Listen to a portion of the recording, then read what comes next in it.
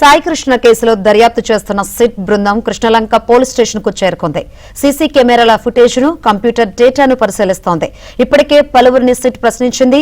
CI నాగరాజును ఏ క్షణంలోనైనా విచారణకు పిలిచే అవకాశం ఉంది.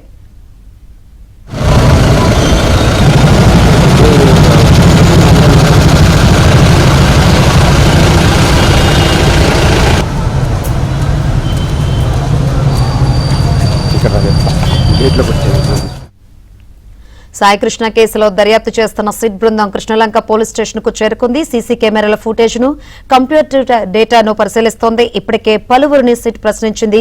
సీఐ నాగరాజును ఏ క్షణంలోనైనా విచారణకు పిలిచే అవకాశం ఉంది.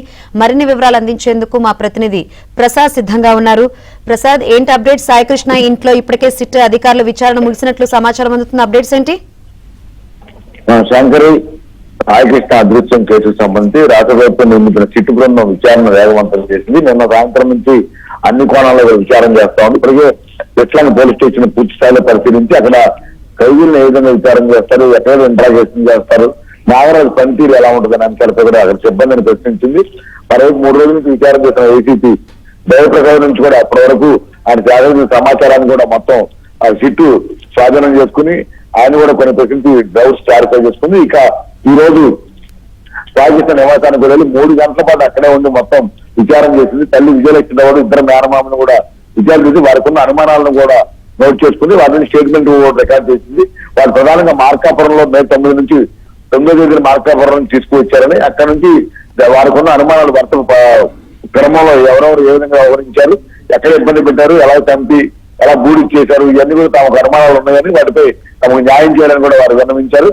ఈ మొత్తం నోట్ చేసుకున్న తర్వాత కొద్దిసేపటి క్రితం ఈ సిట్ బృందం విజయవాడ కృష్ణలంక పోలీస్ స్టేషన్ కి చేరుకుంది. అక్కడ ఇప్పుడు మొత్తం కూడా ఎవరైతే విజయలక్ష్మి ఏదైతే అనుమానాలు వ్యక్తం చేసిందో ఆ దిశగా అన్ని కోణాలు కూడా విచారణ చేస్తా ఉంది.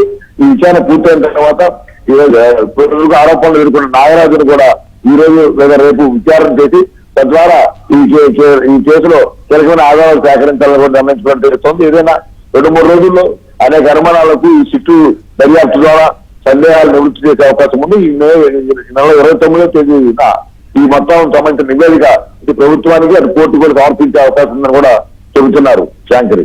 Right, thank you Prasad.